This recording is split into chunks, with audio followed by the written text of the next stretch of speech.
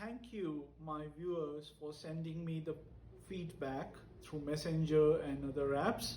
And in fact, yes, while introducing this beautiful book on near death experiences, what Tom Sawyer learned from dying, many of you have suggested that I read out parts of the book which I really find interesting. In fact, I would not like to read out most of the things because that would remove the fun of your reading out the book itself. But I would love you to order it and read for yourself. However, let us look at some aspects of the book of how his near-death experience transformed Tom Sawyer. You know, what sort of a personality he was before and what he became afterwards. So for example, for his family life, it says the first 10 years of their marriage were very hard for the family because Tom made it plain from the beginning. His wife says that he was the head of the family and that he would make most of the major decisions. And he was more bossy by nature, so much so that if even she switched over to a different channel, a shoe would come flying right across the room and land near her. So that was Tom Sawyer. And look at the difference that is afterwards, after his near-death experience. And he immediately changed. So he says that this is something that shocked his wife.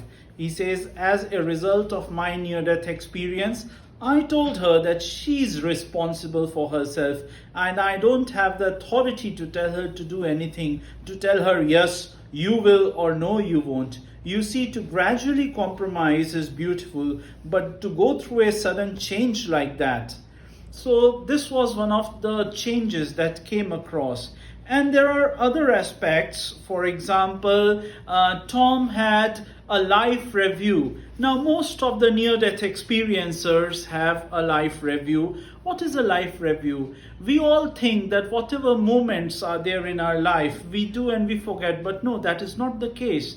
In fact, everything is being recorded somewhere or the other. And Tom was especially shown two things, where at an intersection where somebody had just scratched his new SUV or something and he had beaten up that guy, and Tom was made to see it from the receiving end in his life review. So you better believe he says that I was in that man's eyes. And for the first time, I saw what an enraged Tom Sawyer not only looked like, but felt like.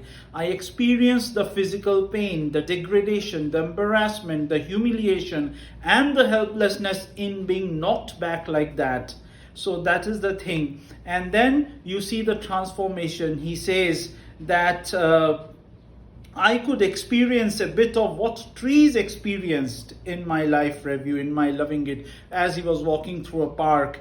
And it was somewhat like the leaves acknowledging my presence. Can a tree experience that? Yes, it can't. Don't go kicking trees anymore.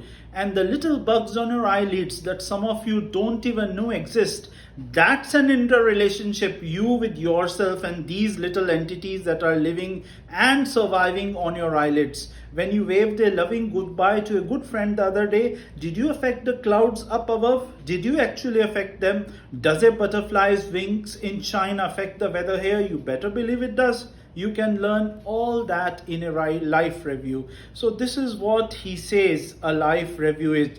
And of course, the beautiful incident that he recounts wherein his aunt from some flowers, she had told that they would make garlands, but ultimately he had destroyed them. And then he could feel in his life review all the sorrow that his aunt felt.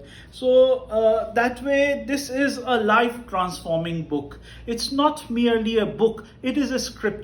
In fact, most of these books are scriptures because you get to know the real thing, real consequences of your action and what will happen, what will you experience, and that beautiful love and warmth that will fill you after you leave this physical presence, and that these bodies are only containers of the soul. Thank you very much. I hope you have enjoyed it. I will keep it succinct.